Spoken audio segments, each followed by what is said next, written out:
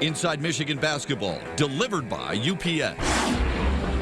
Visit ups.com/solvers to find out more. And by the U of M Health System. Hope starts here. Answers start here. Victories start here. A trophy like that's one of many Michigan goals this season. They won the Big Ten title in 2012 and 2014. John Beilein and company feel like it's a realistic goal again this year. Hi, everyone, and welcome to another season of Inside Michigan Basketball. John Beilein and company have, for sure, the skill set and the leadership to get there again. We know the Big Ten is always tough, right? So what you need to do as you prepare for Big Ten season is make sure that non-conference schedule gives you a lot of different looks for a lot of different teams that you may see when the conference schedule opens up January 1st in Iowa City against the Hawkeyes. Among the non-conference schedule that John Beilein put together, a tournament in New York City, in the Big Apple, at Madison Square Garden, where they were hoping to win a championship, and they did.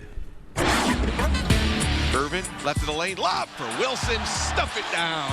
After two convincing wins to open the season against smaller conference schools in which the Wolverines won by an average of 15 points, Michigan traveled to New York's Madison Square Garden for the annual 2K Classic tournament. U of M opened with Marquette and dominated the Golden Eagles from the very beginning. Wagner, a good ball fake, and Fisher drives it. Jackhammer in the paint to make it 65-39. Shooting 52% and getting the first career double-double from DJ Wilson. Walt found an opening. Alley-oop, jammed it down to DJ Wilson, and he's fouled. What a dime from Walt. Wilson was one of 5 Wolverines to score double figures. It set up a tournament title game with SMU, a Mustangs team that had drilled Michigan each of the previous 2 seasons. But on this night, Michigan ruled the Big Apple and corralled the Mustangs. The Wolverines led by 19 at the break and would cruise to a 22-point knockout. Derek Walton poured in a career-best 7 triples and led everybody with 23. Why not? Walton Jr., they led off him a few feet. He'll take it. Zach Irvin averaged 16 points and 6.5 rebounds for the tournament. He was named the MVP of that tournament. The fun weekend in New York would earn Michigan a number 25 ranking, but it wouldn't last long. Their hot shooting from the Garden didn't follow them to Columbia, South Carolina. U of M shot a miserable 19% and hit just 2 triples in a 61-46 loss to the Gamecocks. Back home, Michigan easily disposed of Mount St. Mary's behind a 13.6 rebound performance from Mo Wagner. Next came the annual Big Ten ACC Challenge with Virginia Tech. The Wolverines opened up a 15-point lead and led for the first 38 minutes of the game. A ball fake, slithers inside the lane, pivots, left-handed leaner, good. Timeout, Buzz Williams of Virginia Tech. But they failed to convert late, and the Hokies stunned Michigan in a 73-70 win. Taking a lot of things in the month that we've been playing games. And now the growth is just going to really continue because you're seeing, you don't grow sometimes in wins, you grow in losses. So today's the best day to embrace and have fun today. Michigan was looking for a bounce-back win over Kennesaw State, the first ever meeting against the Owls, and they got it. 4 players in double figures, led by Mo Wagner's career-high 20. DJ Wilson boasted a career-high 15 and his second career double-double. The Wolverines shot almost 57%, 67 of their 82 points coming from the starters. Michigan wins it 82-55 and are now 51-1 all-time when John Beilein's club scores 80 points or more. Didn't play as well as we thought we should have. In the last bout here, we, took the court in Chrysler. So, we did some things, to make some adjustments, and, we was able to showcase that on the floor. We're a close-knit team, and that's important when you're out there on the court battling for each other. So I just love how close we are on and off the court. There's nobody isolated at all. We're a very, very connected group, and we all like each other, so it makes the environment a lot easier. It makes it a lot easier to work with each other. It's now time to check in with head coach John Beilein. Brought to you by Wallside Windows. So pretty challenging schedule for you. When you sit down and devise this with your coaches and your staff, what is it that comes to mind? What are you trying to accomplish with this non-conference? Yeah, I think, Matt, what I have in mind with the 18 Big Ten games that we have, you got 18 what I call BCS level games, and I count BCS the Big East as well. And so now you have to, I like to get at least 5 or 6 more of those games. Get to 23 or 24 of your 31 games. So we've already got 4 done at this time, right? And now we got 2 more this week. I want to leave home and get our kids used to it so we're ready for the Big Ten. What does winning a regular season tournament championship like you did in New York do for not just your resume, but for your team's confidence? You beat 2 good teams there, Marquette and SMU, and SMU kind of owned you the previous 2 years. I think first of all, Matt, you root for SMU and Marquette all year long because those are the only 2 wins that we have so far. At the same time, that you cannot just play the guarantee games. Now, there's going to be guarantee games that we've lost here that they make you better too. The only thing that's going to prepare you for Big Ten season is playing those teams. That's why we're trying to get 6 of those type of games in so that we can be better when it gets to that time. How do you describe your team? Your team's got leadership with Derek Walton and Zach Irvin, Mark Donnell coming off your bench. You've got guys who've had plenty of games under their belt. They're used to your system to a certain extent. How do you describe your club? You're looking for an adjective here, I think, aren't you, right? And I don't think I have that adjective yet. That's okay. I think that it's right now would be more of an adverb that we're growing. We're trying to just get better. I don't even know if that's an adverb actually, but we're trying to find ways to just get better and then find out. Who knows before this year who Maurice Wagner is. Now all of a sudden he's getting 20 points in a game, right? Or DJ Wilson. He was nobody talked about DJ Wilson, and all of a sudden he's getting double-figure rebounds. Right. So I think we're still. I'm really curious to see how we can evolve. What we do need now, Matt, is practice time to develop what we have. Does your team rely heavily on those 2 senior leaders in Derek Walton and Zach Irvin? And if so, can that be a good thing, or is that the way it should start as you evolve throughout the season? They, we rely on them because they got to be great leaders and they're great players. And now when you have the DJs, you got Mo and you got Duncan, it gives us, and Muhammad, it gives us more options both offensively and defensively. Like, I would have felt really good today if it was close. Is go and put Derek on a different guy and let Muhammad guard point guard because the point guard was so good. So it's fine with just having that versatility is huge for us. John Beilein talked and touched on the challenging schedule. When we come back, we will dive into Texas and UCLA and what challenges they provide for the Wolverines. And a little bit later on, 2 Michigan players went old school, kid school, back to the days when they were on the playground. We'll describe it after this. Inside Michigan Basketball, delivered by UPS, is brought to you by Land Rover and by Gardner White. You'll overpay anywhere else. Who says practice has to be serious all the time? Remember when you were a kid and you played pig? Well, the Wolverines do, and they still do today. Duncan Robinson and Zach Irvin greeted each other with a challenge. Robinson, he claims, had never lost in the game of pig. Zach Irvin, with a wild bank shot, made sure there's a first time for everything. You have to capture his first win in the history of us playing pig. I'm actually undefeated. That was my first loss. So I tip my cap to him. I'm a man. I'm willing to accept defeat. When I was a kid, I guess it was Horace, but that's because I wanted to extend the game a little bit longer because I wasn't very good. Yeah. Do you encourage your players to go back in time and play some of those games they played with a kid? You don't want practice to be serious all the time, right? It's probably a good thing I have to change. No, practice is pretty serious all the time, and I guess that's something that I probably should change a little bit more, but we have to continue to work on that and make sure that practices are fun because they are, as you know, Matt, they're very intense, but we got to go out and really have fun at the same time. I would say this too. I don't know if this is a true statement, but it sure seems like you guys focus an awful lot more on defense. Is that by design for you? I don't know. Now that we're in our season, I think it's about the same, that we're trying to get ready. But I think if you look back in the summer, certainly, the September, certainly, and then October was probably a flip of maybe 50-50 to more like 60-40 of defense.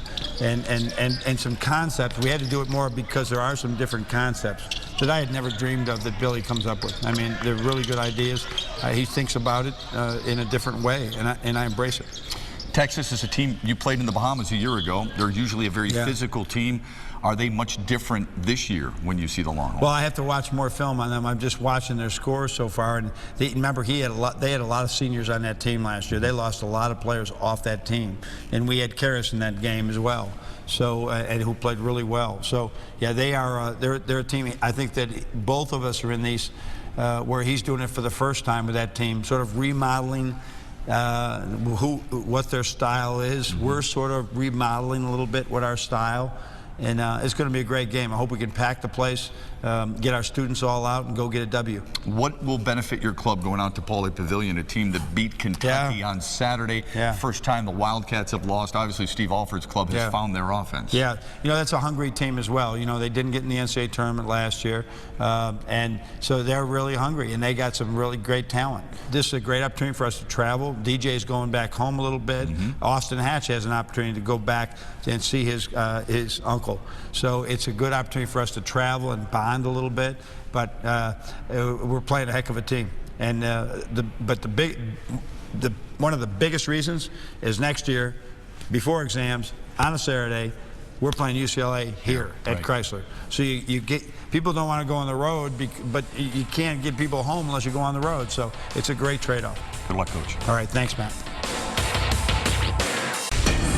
Time for our Al Roll Steel Iron Man of the Week. Here's Ed Kingerski. One of the biggest differences in the Wolverines this year is the play of big man DJ Wilson. The 6'10 forward committed to making himself better in every facet of his game, and so far the team is harvesting the benefits.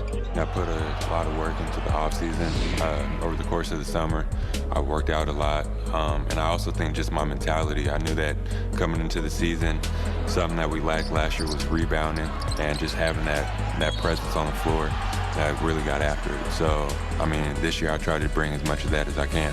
Society wants and sometimes demands instant gratification, but that's not the way big-time college hoops always works.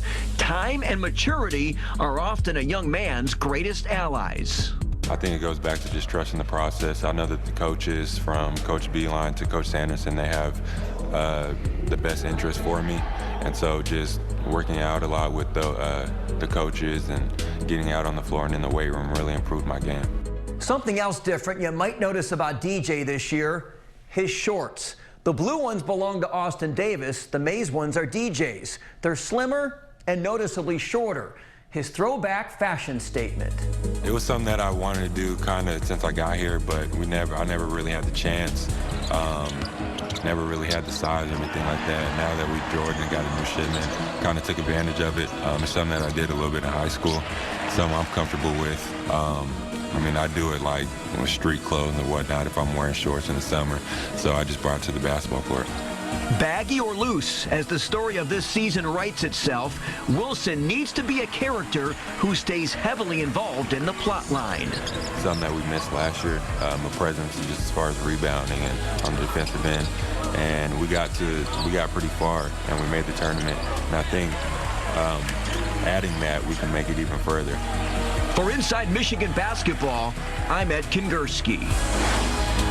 The Michigan women are off to a hot start. We'll tell you their story when we come back. Welcome back. The women were in Atlanta Thursday taking on unbeaten Georgia Tech in the Big Ten ACC Challenge. It was the first meeting between the schools, and it was a memorable one for the Wolverines, who jumped out to a 9-0 lead and never looked back.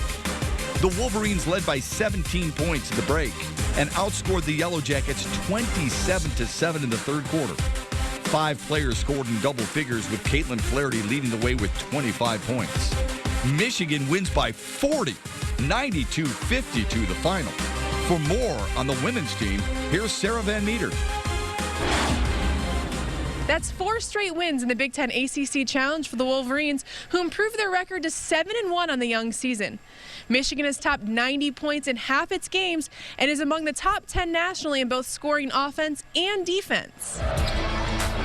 4 Wolverines are scoring in double digits through the first 8 games, with National Player of the Year candidate Caitlin Flaherty scoring nearly 20 points per game. It amazes me to think that I'm a junior, and it's definitely a different role, and I have struggled being a leader and having a voice. I think the past 2 years. And this year I'm really trying to get past that and lead my team, whether it's while having a voice or just my actions on the court. And I think I've gotten a lot better at that in a really good short. Sophomore Hallie Thome is picking up where she left off in her freshman season. The 6'5" center is scoring 14 points per game and leads the team in rebounding. Senior guard Sarah Thompson is averaging 11 points per game and is the team's assist leader. These 3 returning starters are a big reason why team chemistry is so good. We're really like a sisterhood. I know it's like kind of cliche to say with basketball and having it be a sisterhood, but I think that Michigan, our team really does stand for it. I can go to any one of them, and I know they're always going to have my back, and that even depending on how practice goes, it doesn't matter. As soon as we get into the locker room, I know that no matter what happened in practice, we're all going to be laughing and giggling and just moving forward because we all have the same goals. We really believe in ourselves and know we can compete for a Big Ten championship and compete for a spot in the NCAA tournament. The chemistry has been great, and I think that's directly related to Danielle Williams and Sierra Thompson. The program is in their hands. They do such a great job. They're great role models. They're great leaders. They really have a voice for our program, and they've set an example for the last 4 years of what we want our culture to be and what it means to put on that Michigan uniform and to be a Michigan Wolverine. And making an immediate impact on the team is Kaiser Gonderzik, the 2016 High School All-American and Michigan Player of the Year from Benton Harbor. She's been doing it all and is having fun adjusting to college ball and college life. It's been tough, but you know, it's all learning pains, growing pains, so I'm comfortable where I'm at now.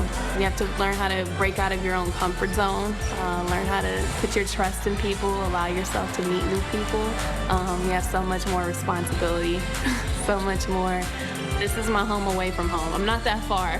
You know, I can go home when I want to. It's only a 2-hour drive, but I love being at this place probably more than I love being at home a little bit. Don't quote me though. Kim Barnes-Zarico is in her 5th year at the helm. She's guided the Wolverines to at least 20 wins in each of her first 4 seasons. Coach likes what she's seen so far. We're very unselfish. I think we share the basketball extremely well. I think our depth is better than ever. I think our ability to push the ball in transition is great, and I think we're becoming a better defensive team. Work in progress, but definitely showing improvement. The team's in Cincinnati on Monday to take on Xavier before heading to the West Coast for games against San Diego State and UCLA. For Inside Michigan Basketball, I'm Sarah Van Meter. A Michigan engineering professor has created a device that taps into a new energy force, and the technology will help produce power for generations to come. Our Leaders in Best series is brought to you by Gardner White Furniture. It's a technology that takes energy out of flows, even if the flows are slow, by using kinematics that we observe in schools of fish. So what we do is we have cylinders, we put some turbulent stimulation on the cylinders, and you see the cylinders moving in groups with the same principles that fish move. VACI stands for Induced Vibrations for Clean Energy. It's a hydrokinetic power generating device. We have also built 4 oscillators so that we can make tests from groups of 1 to 4 cylinders and observe and measure the interaction phenomena between those and see how much energy we can harness. The research has taken place on campus and in the St. Clair River near the Blue Water Bridge. I'm very happy and very excited for the potential that we have here to produce a technology in less than 10 years that will be able to bring renewable, clean energy to the world. It's been fun. Hope you enjoyed it too, and we invite you back next week for another edition of Inside Michigan Basketball. We'll recap what Michigan did against the Texas Longhorns here at Chrysler Center and what they did out west against the Bruins of UCLA at Pauley Pavilion, who, by the way, beat Kentucky on Saturday, handing the Wildcats their first loss of the year. All that and more when you come back with us on Inside Michigan Basketball. Until then, have a great week, everybody, and go Blue. Inside Michigan Basketball, delivered by UPS, is brought to you by Land Rover and by Gardner White. You'll overpay anywhere else.